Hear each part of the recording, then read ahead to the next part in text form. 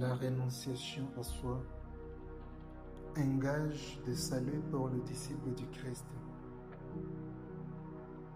À entendre dans l'évangile d'aujourd'hui l'appel de Jésus à nous détacher de tout et à renoncer même à nos liens les plus fondamentaux, cela paraît tout à fait en contradiction avec son enseignement d'amour et au 4e commandement qui nous appelle à honorer nos parents. Comment oublier et mettre de côté ce qui nous est précieux sur cette terre et sans quoi nous ne serions pas ce que nous sommes? Ce serait simplement cruel. Jésus nous appelle à faire la part des choses. Nos attachements, surtout familiaux, sont nécessaires puisqu'ils expriment notre amour pour les nôtres et permettent notre épanouissement personnel. Mais ils ne doivent pas être pour nous une entrave à le servir.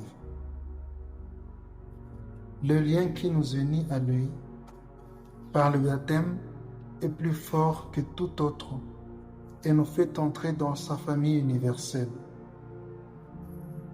Jésus nous appelle avant tout à faire nos comptes. Nous devons évaluer les conséquences de ces choix. Celui-ci n'est évidemment pas facile, mais il nous demande de ne compter que sur sa grâce et sur aucune des sécurités de ce monde. Car, comme le dit la première lecture d'aujourd'hui, seule la sagesse divine et son Esprit Saint nous révèlent la volonté de Dieu et nous sauvent.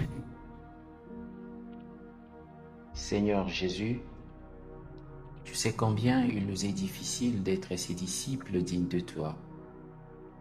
Dispose nos cœurs à ta parole de vérité, afin que nous acquérions la sagesse qui puisse nous rendre libres de tout lien contraire à ta volonté. Amen.